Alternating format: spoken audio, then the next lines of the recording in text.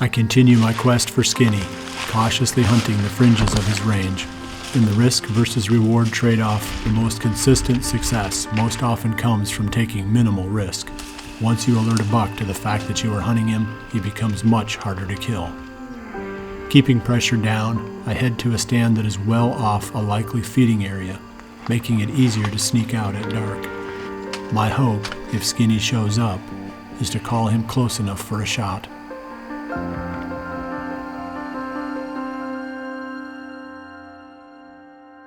"100 miles to the east, Collins Marine is hunting a massive 10-pointer. Finally, the buck is showing up on trail cameras during daylight hours. This is what he has been waiting for. Collins knows it is time to make his move. It's October 22nd. Josh and I came in here tonight. We're hunting over a big and beastie food plot. On the way in, we checked 2 cameras that we had on scrapes that we put out last Wednesday. And that 10 with the white patch just showed up on both of them. The one, he was nocturnal, but the one that's about 10 yards from our stand, he was actually at yesterday morning at about 6 o'clock. So we're hoping that we get a crack at him or we can lay eyes on him tonight.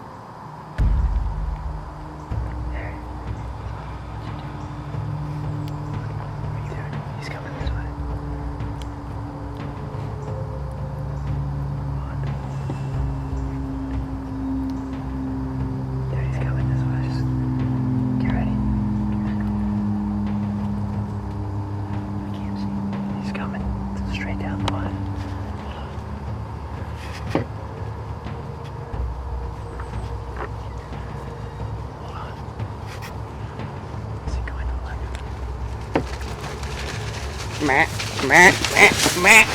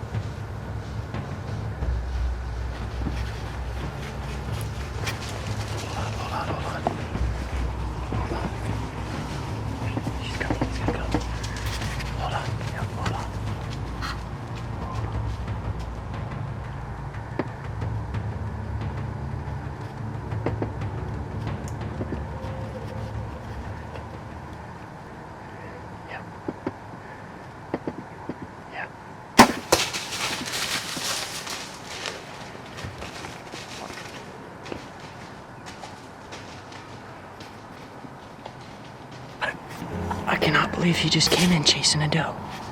It is October 22nd. Are you kidding me? That was unreal. I can't believe that just happened. we had that buck, the 10-point, the white patch actually just came out chasing a doe. He came all the way through. He came through my shooting lane at 10 yards. I couldn't get him stopped. And then he stopped, started raking a tree. We started grunting and calling to him. He gave me a good 25-yard shot, and I took it. He was quartering away pretty hard, and it looks like he got good penetration. We'll probably get down here in a little bit and go check for blood, just see what it looks like. As Collins climbs down to check his arrow, my own hunt accelerates. Adrenaline surges when a wide-antlered buck steps from the timber. It sure sounded like a buck. Oh no, it's skinny, isn't it?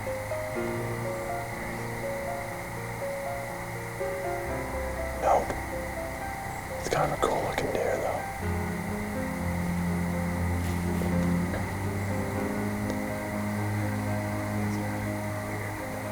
Yeah.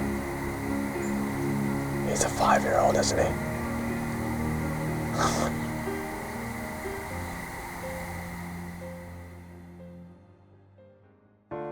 Collins chose the Fuse Cybex multi-pin sight on this hunt.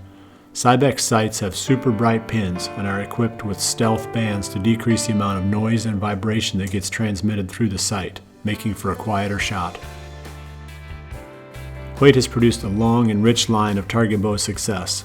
This level of experience gives Hoyt engineers an advantage when creating the ultimate hunting machines, bows that are both rugged and as super accurate as their best target models. The white patch 10 started showing up in this area during late July when Collins was able to get many trail cam photos of the buck over a trophy rock. Trophy rocks are a great attractant for trail camera scouting, much more affordable than bait, and they are good for the deer as well.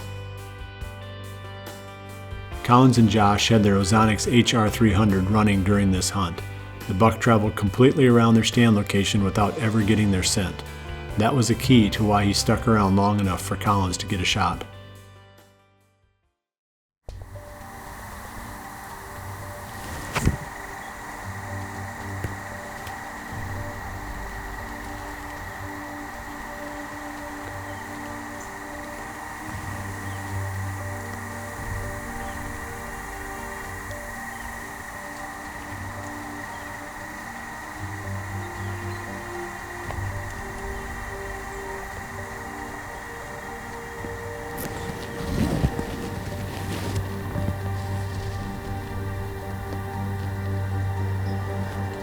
As I watch the wide 8-pointer pushing does around the field in front of me, Collins carefully takes up the blood trail.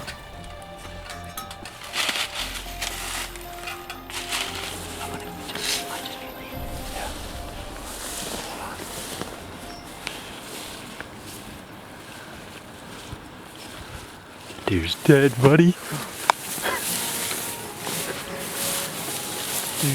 Hey, that a boy? We just did it. He's dead right there. I don't know what to say. You got to be kidding me. What a beast. Body on this thing. He's a toad, man. We got it. He's got this twig all wrapped up in his antler. Dude. Stud. Well, we found the buck. We weren't expecting to go look for him tonight.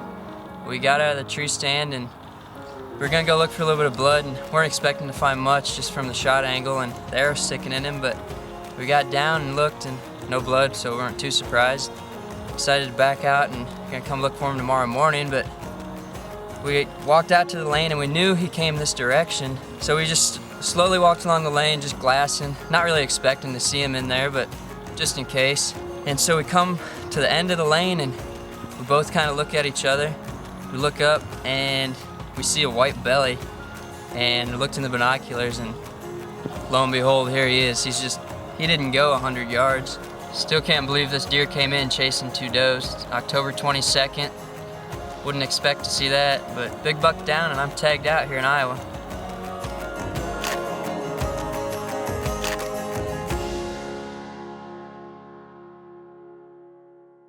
A lush, frigid forage big and beastie food plot proved to be the perfect spot for Collins in late October.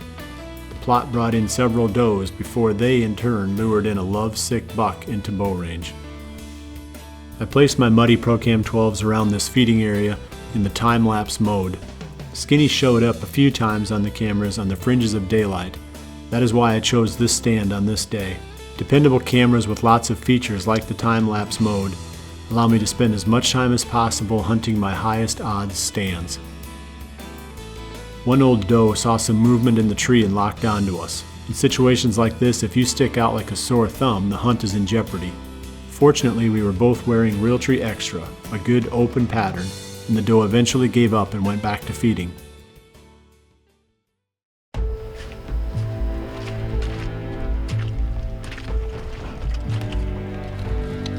We continue to hang on each passing cold front, knowing it will spark a burst of daylight activity.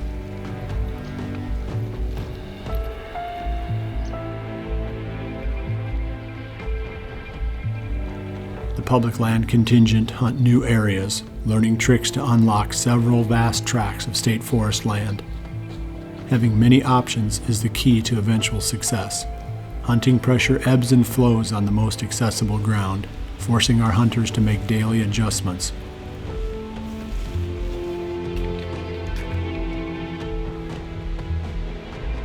Natural evolution leads to a very mobile strategy of hanging new stands almost daily, sometimes in the pre-dawn darkness, in an effort to stay one step ahead of the other hunters and to maintain hunting's all-important element of surprise.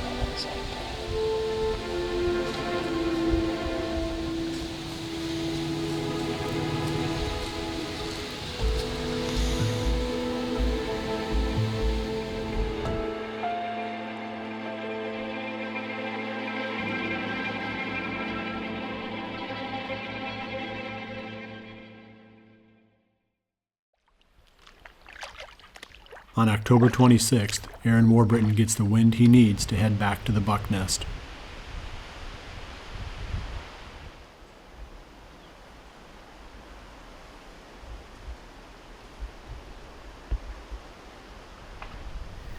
It's about 4:30. It's a miracle that we made it up in this stand.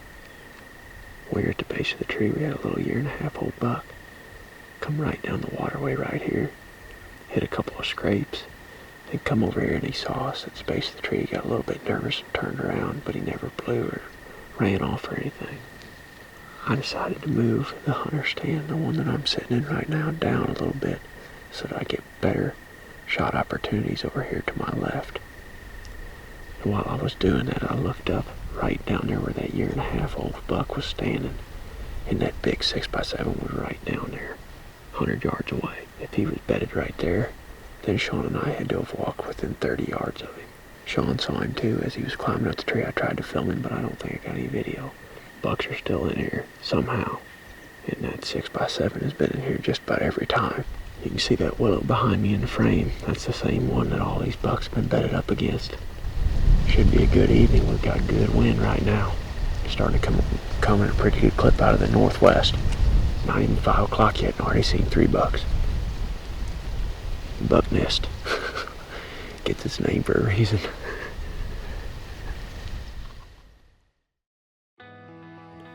Redneck blinds allow me to hunt more comfortably on cold days, and that means I hunt longer.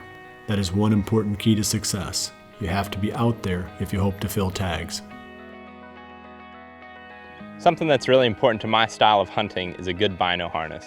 I use the Cabela's bino harness. It keeps my binos low enough that they're out of the way when I need to make a shot, but they're also accessible for when I need to pull them up in glass. Controlling the depth of your seeds is important to ensuring good germination and a solid stand of plants. The RTP Genesis has adjustable packing wheels that regulate the depth at which the seeds are placed in the ground.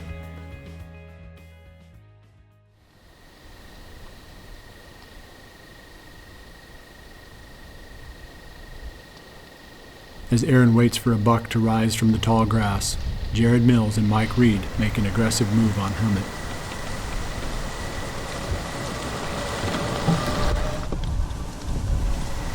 Mike and I just got to the farm here. Rainy, misty day. Feels like fall, feels like it could be good tonight. We're gonna try to get in early if we can, 'cause we still gotta find a tree. We're getting a little bit aggressive tonight going after Hermit, so hopefully it's a good evening.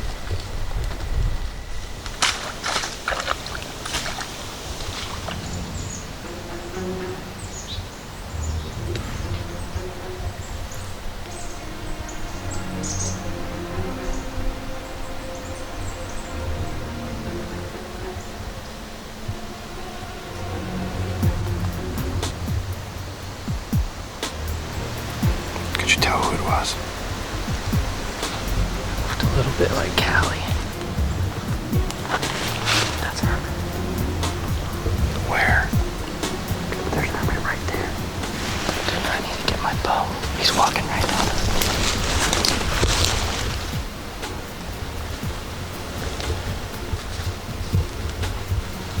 We're trying to decide what to do. The buck we came in here after, Hermit, was with a couple other bucks and a couple does, just probably 60 yards down this little ridge from us. I can't see him right now, so I don't know. There's not any great trees right here, but we might have to just try to make something work. It's good to at least know the Hermit's in the area, so hopefully we pick the right spot and can make this work.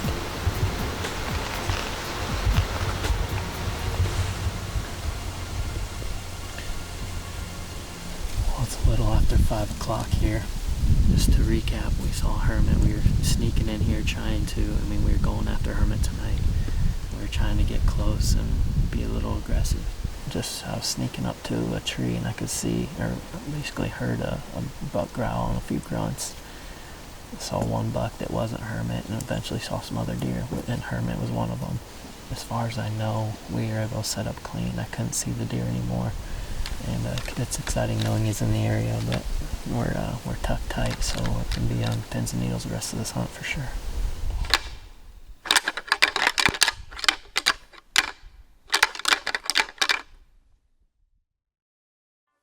When going deep into public land, we always use the muddy backpack straps to carry our stand in. They attach to any muddy tree stand, and they make carrying the sticks and the stand much more efficient. Accuracy is always the most important goal for any shot. That is why, as the arrow speeds increase, I shoot mechanical heads. Rocket has been making accurate mechanical heads since the early 1990s. They were one of the first companies to produce these models, and their time-proven designs still work today. Once you release the string, your roll is complete. Now it is up to the arrow and the broadhead to get the job done. This is no place to take chances on unproven quality. I have been to the Easton plant, and I have seen the pains that they take to assure that every single arrow is perfect. Why trust your whole season to anything less? Well, it ended up being kind of a disappointing night in here. Hard to say it's disappointing when we did see a mature buck, one of the ones we're after. I don't know if he was just switching bedding areas during the day as that wind switches. That could have been it. Or what was going on. Got about 10 minutes left. Looks like I got pictures of Ray on the camera on the way in here. I'll have to get back to the office and check, but there's also another big mature 8-pointer on it this morning in daylight at 8 o'clock heading back this direction. But we're going to pull these stands out of here, try to sneak out without alarming any of these deer. Make our next game plan. In here, there's a lot of other good spots in this general area that these bucks are living in that will be good stand locations for the rut. That's that for the buck nest for tonight.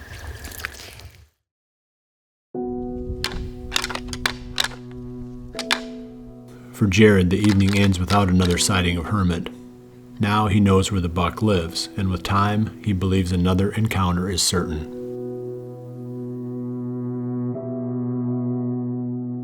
The buck nest fails to produce a quality encounter this time, so Aaron decides to rest the spot for several days. In the meantime, the entire public land team continues to search out hard-to-reach areas.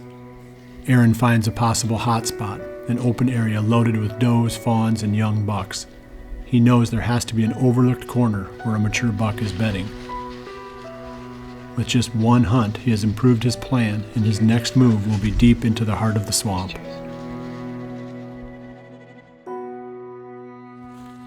With October winding down, I grow impatient and mistakenly experiment with upping the pressure on Skinny.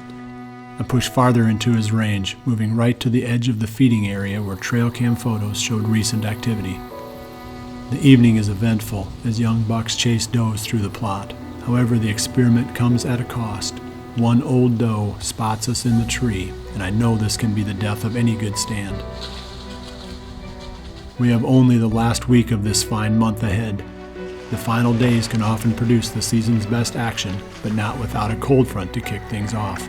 Even if we fail in the week to come, we know that bow hunting's golden month is just around the corner. When steel gray sky replaces Indian summer, we will celebrate. There's nothing like the feeling we get when we are chasing November.